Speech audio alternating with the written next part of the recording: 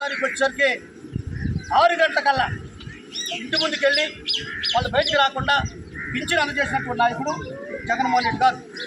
అదేవిధంగా ఒక సచివాలయ వ్యవస్థ, రైతు భరోసా, మరి ఆరోగ్య భవనం, ఆ రకంగా పేద ప్రజలు, ఎస్సీలు, ఎస్టీలు, బీసీ మైనార్టీ వర్గాలందరూ కూడా జబ్బు చేస్తే కార్పొరేట్ హాస్పిటల్కి పోయి లక్షల రూపాయలు పెట్టలేక ఇబ్బంది పడుతున్నటువంటి ఈ ప్రజానీకాన్ని దృష్టిలో పెట్టుకొని సురక్షా ప్రోగ్రాం పెట్టి గ్రామంలో ఉన్నటువంటి అందరినీ డాక్టర్లు పిలిపించి ఇంటింటికి వైద్యం అందజేస్తున్నటువంటి నాయకుడు జగన్మోహన్ రెడ్డి గారు.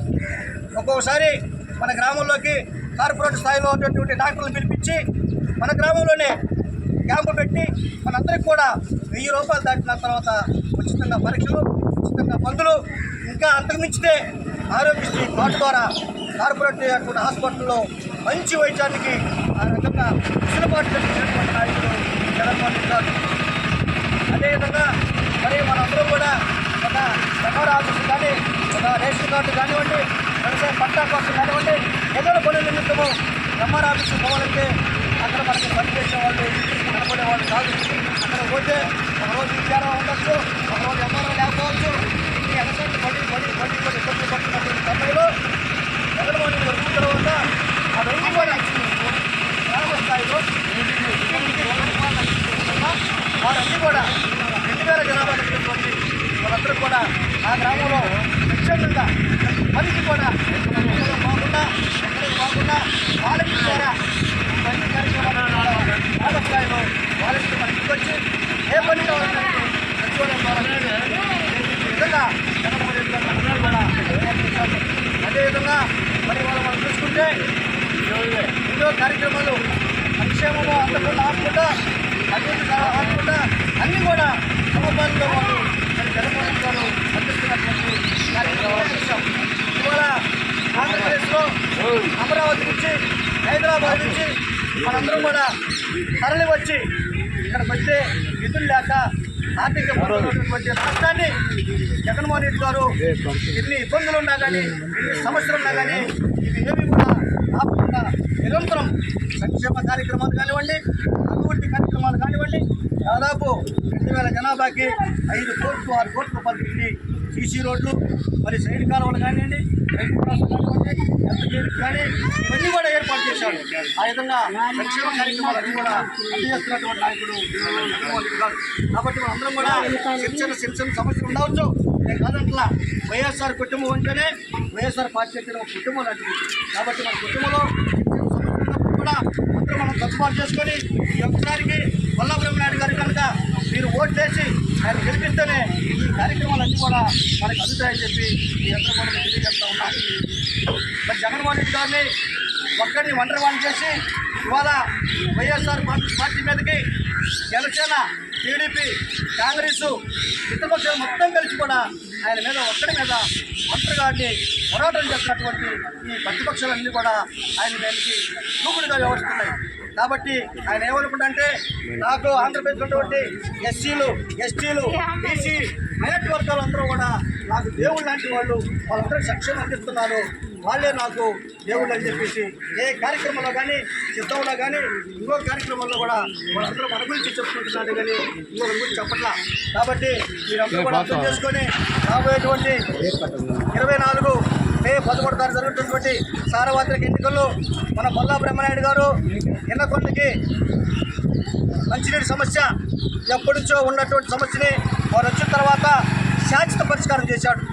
అది ఎలాగంటే అంతకుముందు సింగర్ చెరువు 270 ఎకరాలు ఉండేది.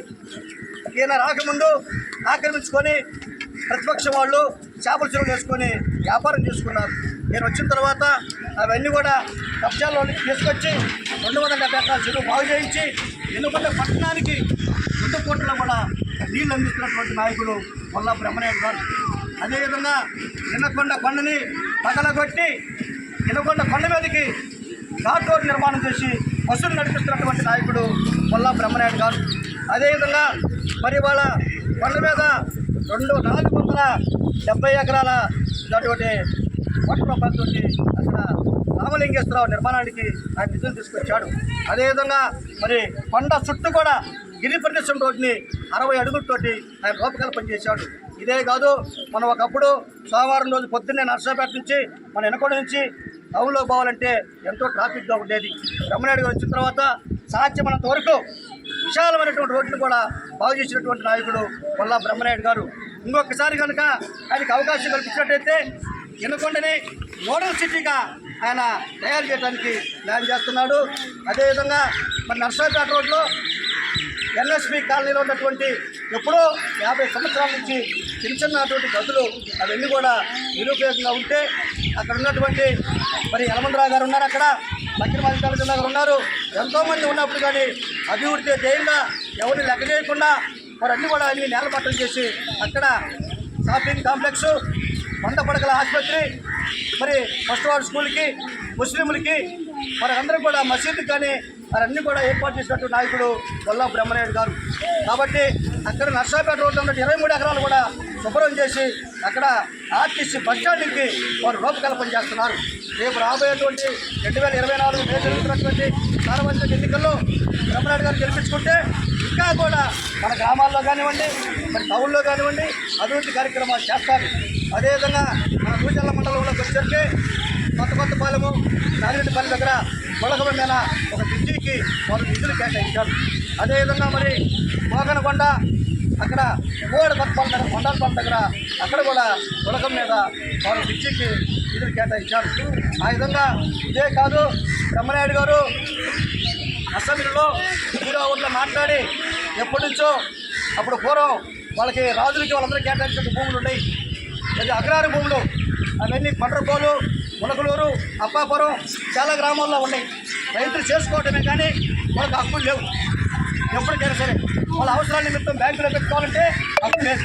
అలాంటి భూములు కూడా బ్రహ్మనాయుడు గారు వచ్చిన తర్వాత ఊళ్ళో మాట్లాడి వాళ్ళందరూ కూడా 2 ఎకరాలు కానీ 3 ఎకరాలు కానీ వాళ్ళకి చట్టాలు హక్కులు కల్పించే విధంగా అక్కడి నుంచి జీవో తీసుకొచ్చినటువంటి నాయకుడు మొన్న బ్రహ్మనాయుడు గారు.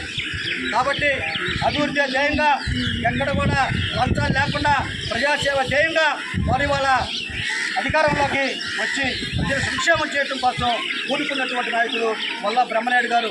ఇవన్నీ కూడా మీ అందరికీ తెలుసు, మీరందరూ చూస్తూనే ఉన్నారు. కాబట్టి మనందరం కూడా ఈ ఒక్కసారికి బ్రహ్మనాయుడు గారికి ఎమ్మెల్యేగా ఫ్యాన్ గుర్తుపై వేసి మీరు అఖండమైన వేడుకలు గెలిపిస్తారని చెప్పి మీ అందరూ కూడా మన తెలుగు పాల్గొనేటువంటి వైఎస్ఆర్ కాంగ్రెస్ పార్టీ కుటుంబ సభ్యులకి, సీనియర్ నాయకులకి, మండల నాయకులకి మనందరూ కూడా పేరు హృదయపూర్వకంగా ధన్యవాదాలు తెలియజేసుకుంటూ ముగిస్తూ ఉన్నారు.